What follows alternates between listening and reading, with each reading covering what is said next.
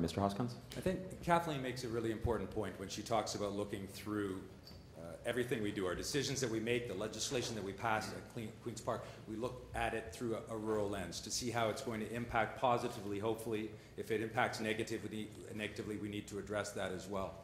But I ran provincially in Haldimand, Norfolk a few years back, and I understand the challenges that our associations in rural and small town Ontario face, as well as the membership in terms of that Liberal brand and the challenges that are faced. For example, when the service pack provided by the party doesn't relate directly to the needs in that small town or in that rural riding, it's not an effective tool to use. It's important to nominate candidates in rural ridings earlier so they can get known and be out and talking to their friends and neighbors and establishing themselves. So we need to make sure, and this is why, as Sandra mentioned, Lou Rinaldi's first step, important step of his rural route strategy for the party is so important. I think we probably all support it. I certainly endorse it as making sure that we're building our associations, that they have a stronger role to play and a greater voice in policy and decision making within the party as well as within government. Thanks very much, Mr. Hoskins. Mr. Sousa? So there's two things that are coming out here. One is the party itself and how we can improve the party's fortunes within rural Ontario.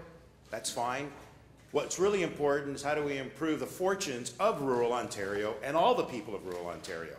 So in my platform, I do have a responsibility by the Premier and the Leader's Office to be part of rural Ontario events every quarter to enable them to raise money to secure those unheld ridings so that we can, in fact, listen and then be able to act upon those recommendations. On the other side is the business aspect, the prosperity piece, the branding of Ontario product. And what we're talking about here is tapping in to that untapped potential of rural Ontario, the new manufacturing, the secondary businesses that are available to us, enabling them to succeed. We're competing against other jurisdictions all over the world. Rural Ontario can compete very well. Part of that is ensuring that we have a proper grid right across southern Ontario to enable them to succeed, and enabling a partnership with government by allowing us to have greater trade benefit with those other jurisdictions. We need secondary processing. We need to concentrate on agribusiness, but we need to also concentrate on innovation, on manufacturing, on other things that are going to give us greater prosperity, enabling our children to live and stay right within rural Ontario, where so many now want to be. Thanks. This is exciting going forward. Thank you very much, Mr. Sousa. Mr. Takar. Yeah, thank you very much. Actually, all my colleagues make good points, but I think you need to have a workable plan. That's exactly what I did yesterday. I released a detailed platform for the rural communities, which focuses on jobs and economy. It focuses on making agriculture sustainable, but it also focuses on making sure that we have an access to healthcare and education. It is easy to actually stand here and make promises and talks about the things that we will do, but I think you need to make that happen. So my family not only has talked about it, actually we have made a major investment in the wood stock. We have bought a manufacturing plant so we can create jobs in the rural areas. Thank you. Thank you very much, Mr. Takar. We are now going to move on to our second segment today, which is about healthcare. And here's our first question on the topic. While major progress has been made since 2003, healthcare still eats up nearly 50% of the provincial budget, and our population is rapidly aging. What thoughts do you have with respect to improving healthcare for Ontarians while ensuring the financial sustainability of the healthcare system and our overall fiscal plan? The first candidate to respond, as determined by lot, will be Charles Sousa. Thank you. Certainly in rural Ontario, access to health care is an issue. We need to ensure that we continue to support hospitals like Alexandra who are feeling some of the strain. We've made some great strides since taking office. We've hired more nurses, more doctors. We have invested in more rural hospitals around the province. 93% of Ontarians now have a family doctor. In fact, in Southwest Ontario, it's actually 95%. But things can be done. Things need to be done in order to ensure that access is available to the members of rural Ontario when they need it. Some of that is to bring in more family health teams, ensuring that we have more community-style hospitals located closer to home. We recognize that some of the other processes that are necessary in healthcare may require them to be in other parts of Ontario. But everyone deserves and needs to have access to a doctor, to a nurse, to a family practitioner, to the services they need during their time of need. And we must always concentrate on that, just as a way we need to do it around education. You want your schools and your hospitals to be close to home. Thank you. Thank you very much, Mr. Sousa. Mr. Kennedy? Thanks, and good points, Charles. I think I really would like to recognize that Deb Matthews has already started what Liberals have to do in terms of an action plan for healthcare. It's not the usual fluff. It says how we're actually going to be able to improve healthcare. We're going to move, and how we're going to move services into the community. And that's so vital because we've got an above average older population in much of rural Ontario. If those services don't make it to the community, and high quality, and we solve the problems so that they're not just a lessening of any kind. And we get the accountabilities right with the hospitals and so on. And if we do that, we will allow people to stay where they are, to be with their families, to not have to concentrate and surprise municipalities suddenly with a whole demographic encircling that happens of existing services. It's a very important key to the viability of rural areas. And so transformation means some upfront investment. It means the things that nurses can be doing proactively. It means that the things that we can be doing on keeping people healthier, but actually doing them, and having a community-based system, turning that corner. So I think people need to know. If they don't, we've already started down that road, but we have to be much clearer, maybe with targets and maybe with a whole push on the part of the party to make sure that people realize that's where we're going. Thanks very much, Mr. Kennedy. Eric Hoskins. Well, I'd like to talk as someone, I've been in politics provincially for the last 3 years, but I've been a medical doctor, a family doctor for the last 25 years, and I'm also a public health doctor, so I have this ability to see healthcare not just in terms of the importance of providing healthcare for individuals and their families when and where they need it, but also the importance of stressing and promoting healthy living. Our seniors, for example. We need to make sure that our loved ones, and not just our seniors, those who need help to stay healthy at home as long as possible, that we provide them the supports to do that. We need to make sure, as was mentioned, that we have, because the cornerstone of all of our healthcare still remains our family doctor. And we need to give the tools to our family doctors and our local hospitals so that they can provide for their patients. It needs to be evidence-based. We need to use new technology. And I would create a Premier's task force on healthcare transformation, acknowledging the great work that Deb Matthews has done, but we need a blueprint for the next 20 years, which isn't political, which takes the best experts in this province to give us that map forward on how we can build the greatest healthcare system in the world. Thanks very much, Mr. Hoskins. Kathleen? Thank you.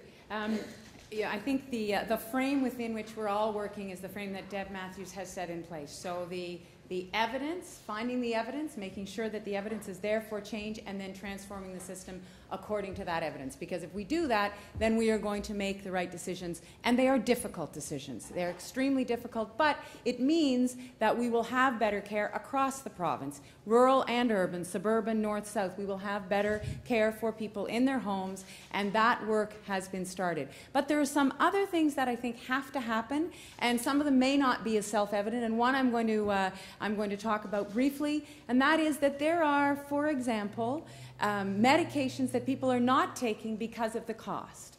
And that's costing the system money because that person ends up sicker, has another heart attack because they haven't taken that medication. So one of the things we need to do is we need to look at those medications, and we need to move towards coverage for those medications. We need to move in that direction to cover drug costs where the evidence says it needs to happen. Thank you very much. Glenn Murray. Yeah, I came from a community health background. In the middle of the AIDS epidemic, I built a community health center with 4 other people that is now one of the largest and most successful. We did it with no government money because the government of the day would not give us a billing number. Running a clinic with volunteer doctors and nurses is a high value experience and cost efficiency. We need to shift fundamentally from a system based on illness medicine, which is driven by our OHIP cards, to one on wellness. In my community, our home care and wellness programs are collapsing. I'm about to lose one of the largest not-for-profit healthcare providers that does it as a fraction of the cost. And those personal service workers make $27,000 a year. They're being eaten up by a privatization agenda that I want to put an end to, that is destroying community healthcare. When I do my community planning meetings in my neighborhoods and ask each of my folks with my city councilors to set plans, the disconnect between how we're spending healthcare dollars and the hospital-centric view of it and what people need is a huge disconnect. So I want to come back to rural Ontario, to communities, where people need housing options with healthcare supports so they don't have to leave their community because there's no place for them to retire and get the health services. I also want to strengthen our LHINs and let our LHINs get control over our hospitals and make them more democratic and put local folks in charge of them. One of the best things Deb Matthew ever did was introduce LHINs. We just have to make them stronger and more democratic. Thank you very much. Mr. Takar? Yeah, thank you very much. We spend about $48 billion on the healthcare system, and we have a major challenges facing us because our population is aging, but also population is increasing. So we want to make sure that everybody has access to a good healthcare system. And especially in the rural areas, if we can't find doctors in the rural areas, then we need to give them some incentives so they can practice in the rural areas. But also we want to make sure that they have an access close to their homes. So we don't want to close more ERs or the hospitals in the rural areas. Actually, we want to make sure that we create family healthcare teams where people can do it, and we can do it more cost effectively. So we need to improve our healthcare system. I mean, Deb has started on the right path and has major inroads into it, but I think it's a major challenge, and we need to have a real conversation about our healthcare system going forward, so that the expenditures don't keep increasing, but in fact we can provide the services more cost effectively to all Ontarians. Thank you, Mr. Takar. Sandra Bupatella. Thank you. I want to stand up for the Liberal record on rural health care. I was in opposition for 8 years, and I watched what they did. They closed hospitals, they fired nurses, they did that in rural and urban Ontario. When we came along, we did magnificent things, and we've changed the landscape of healthcare in rural Ontario. We haven't gone far enough. I'll be the first one to say that. Moving more into the community, we need to do more. We need to have the right healthcare at the right place, provided by the right practitioner. That former mayor of Woodstock is sitting right here when that beacon of a hospital went up, right here in our own backyard behind Ingersoll. We've done these things. We can do more of these things. The challenge for us is where we find the money and how soon we can get at it. That's where we need a strong leader who's prepared to ask the tough questions on how we will pay for this. I am prepared to be that leader. Thank you. Thank you very much. Our second health care question deals with the unique geography of rural Ontario, as it provides both a challenge and an opportunity to deliver health care differently than in urban centres. What will you do to ensure our seniors can continue to get high-quality health services in rural Ontario and access to more specialized services offered in other parts of Ontario? The first to respond, as determined by lot, is Gerard Kennedy. Well, I think this is a big deal because we want to make sure that there is a common standard, and we have to have some way of making sure that the common standard can be enforced. We need the information about it. We started to have hospital wait times and all kinds of things reported, hospital report cards, for example. And something that we tried in healthcare, I think, in education may be useful in healthcare. We need to look at what happens in similar environments. In other words, what's available in a community of a certain size, how quickly does it work, and we need to open things up. I mean, something that I know not everybody's in favor of, but I think we need an ombudsperson type capacity. We need to learn when things don't work, and we need to learn from that. We also need to help people access within the system. No one can say, I don't think, even though we've made great improvements, that you get the same access to specialized services if you're in the rural area. The network is still to inform. We've created lists. We have agencies that manage lists. It's so much better than it was before, but it still is a fundamental issue that I think we have to get at. And the way, again, to do that is to have some capacity of openness in the system about information. And great strides have been done. If you spend even an hour looking at what you can find out about Ontario healthcare compared to that of other provinces, you know where we are, you see some of the challenges, but this is the definition of citizenship, similar acceptable services. Thank you, Mr. Kennedy.